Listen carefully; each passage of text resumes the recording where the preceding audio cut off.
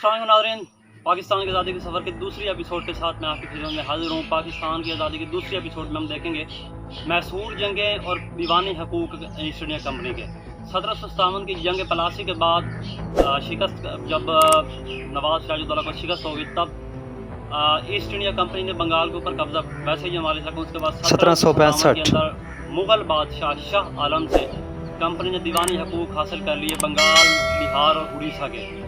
इसके तहत तमाम तर माली मामलात की जो तब कंट्रोल था वो ईस्ट इंडिया कंपनी के पास शिफ्ट हो गया। उसके बाद मैसूर जंगों की बात की जाए तो मैसूर बर सगीर की एक ताकतवर रियासत थी जिसके हुक्मरान हैदर अली थे। 1767 यानी कि 1767 से 1799 यानी कि 1799 तक इस अरसे के दरमियान मैसूर रियासत और ईस्ट इंडिया कंपनी के दरमियान 4 बड़ी जंगें लड़ी गईं, जिनकी तफसील कुछ ये है। 1767 के अंदर इन जंगों की सबसे बड़ी वजह ये थी कि मैसूर रियासत की ताकत और बढ़ती हुई क़ुव्वत एक सबसे बड़ा ख़तरा थी अंग्रेज़ और ईस्ट इंडिया कंपनी के लिए। जब ईस्ट इंडिया कंपनी ने इस ताकत को देखते हुए मैसूर रियासत के ऊपर हमला किया, अंग्रेज़ों के साथ निज़ाम हैदराबाद और मरहट्टा भी साथ थे, लेकिन हैदर अली की जो कि हिकमत अमली थी उसके तहत उन्होंने ना सिर्फ मुख्तलिफ महाजों के ऊपर इन्हें शिकस्त दी ईस्ट इंडिया कंपनी को, बल्कि उन्होंने इस जंग में शिकस्त दे दी।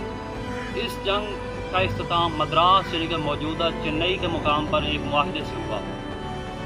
उसके बाद ईस्ट इंडिया कंपनी इस मुआहदे की खिलाफ वर्जी की करती है और हैदर अली के जो कि मैसूर रियासत है इसके रकबों में और इसके मामलात में दखलअंदाजी कर देती है। तो उसके बाद फिर से हैदर अली एक और जंग छेड़ देते हैं। इस जंग के दौरान 1782 के अंदर हैदर अली की वफ़ात हो जाती है और इनके बेटे टीपू सुल्तान की क़यादत में ये जंग जारी रहती है। इस जंग के अख्ताम के बाद तीसरी जंग में ईस्ट इंडिया कंपनी अपना इत्तेहाद बनाती है मरहट्टा रियासत के साथ और निज़ाम हैदराबाद के साथ। हालांकि इन्हें करना नहीं चाहिए था, इन्हें बाद में इसका खमियाजा भुगतना पड़ा, वो हम आपको आगे चल के बताएंगे। ईस्ट इंडिया कंपनी भरपूर ताकत के साथ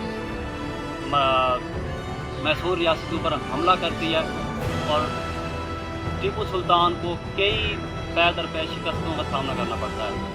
फिर आखिर ये जंग सरंगापट्टनम के जो किला है वहाँ पे एक मुआहदा होता है जिसके तहत टीपू सुल्तान को अपनी रियासत के खासे बड़े रकबे से हाथ धोना पड़ते हैं और बड़ी खासा तवान भी अदा करना पड़ता है ईस्ट इंडिया कंपनी को। ये वापस चले जाते हैं तो ईस्ट इंडिया कंपनी ने अपना फ़ैसला किया, जो कि आप यहाँ पे भी देखते हैं कि वो अपने लोगों को यानी कि गद्दारों को ख़रीद लेते हैं। तो यही काम किया मीर सादिक, मीर जाफ़र की कहानी आपको पीछे सुना चुके हैं, मीर सादिक की बात कर रहा हूँ यहाँ पे।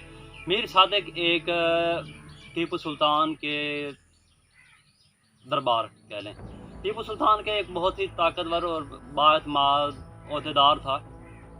तो ये कंपनी को और अंग्रेज़ों को बहुत ही कीमती मालूमात देता रहा और उनके साथ यानी कि हाथों में खिलौना बना रहा। तो इनकी चौथी जंग शुरू होती है 1799 के अंदर, ये चौथी जंग शुरू होती है और इसके अंदर ऐन मौके के ऊपर जब अंग्रेज़ फ़ौजें किले सरंगापट्टनम किले की दीवारें तोड़ के अंदर दाखिल होती हैं, तो क्रूशल मोमेंट के ऊपर ये शख्स मीर सादिक अपनी फ़ौज को पीछे हटा लेता है, पीछे हटने का हुक्म देता है और दिलेरी के साथ, बहादुरी के साथ एक मुस्लिम हुक्मरान टीपू सुल्तान लड़ते हुए अपने रियासत और अपने किले के दिफा में लड़ते हुए और इस्लाम के लिए वो शहीद हो जाता है और अंग्रेज़ उस वक्त कामयाब हो जाते हैं और मैसूर सल्तनत जो कि थी वो कंपनी के तसल्लुत में चली जाती है, कंपनी के ज़ेर इंतज़ाम आ जाती है। लेकिन गद्दारी की वजह से टीपू सुल्तान को शिकस्त हुई और गद्दार हमेशा याद रखे जाते हैं और आप आज भी जानते हैं मीर जाफ़र और मीर सादिक को गद्दारी की अलामत गर्दाना जाता है, तस्वुर किया जाता है, एक इख्तियारी के तौर पर इन्हें इस्तेमाल किया जाता है। तो यूँ ये सल्तनत ख़त्म होती है। 4 बड़ी जंगें यहाँ इस पर लड़ी गई 1767 से 1799 के दरमियान। उसके बाद चलते हैं जी मरहट्टों के साथ क्या हुआ। मरहट्टे चौथी जंग के अंदर न्यूट्रल रहे, उन्होंने किसी का साथ भी नहीं दिया, लेकिन मरहट्टों के साथ भी ईस्ट इंडिया कंपनी जब मैसूर रियासत पे काबिज हो जाती है, अपनी ले लेती है, तो उसके बाद वो रुख करते हैं मरहट्टों का। 3 बड़ी जंगें लड़ी जाती हैं मरहट्टों के साथ, और मरहट्टा सल्तनत भी ईस्ट इंडिया कंपनी के ज़ेर इंतज़ाम आ जाती है, और बाद में निज़ाम हैदराबाद को भी कंट्रोल कर लिया जाता है। उसके बाद अंग्रेज़ एक पॉलिसी लेके आते हैं जिसके तहत जिस भी रियासत का कोई भी वारिस नहीं है वो आती चली जाएगी ईस्ट इंडिया कंपनी के ज़ेर इंतज़ाम।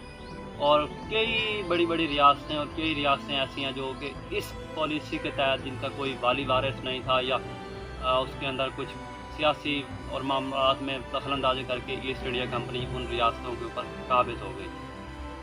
तो ये थी कुछ चीज़ें, और इंशाल्लाह हम अगली एपिसोड के अंदर आपको बताएंगे जंग आज़ादी की वजूहात क्या हुई, इसके नताइज क्या हुए। और हम पिछली एपिसोड में भी आपको बता चुके हैं, काफ़ी चीज़ें आपके साथ उसमें डिस्कस की थी। और अभी हम आपको पाकिस्तान की आज़ादी के सफ़र के पस मंज़र से आगाह कर रहे हैं। जो असल सफ़र जारी होगा वो इंशाल्लाह चौथी एपिसोड से हम आपके साथ रखेंगे। इंशाल्लाह मिलते हैं बहुत जल्द अगली एपिसोड के साथ। तब तक के लिए खुदा हाफ़िज़। जंग आज़ादी 1857 के साथ तब तक के लिए।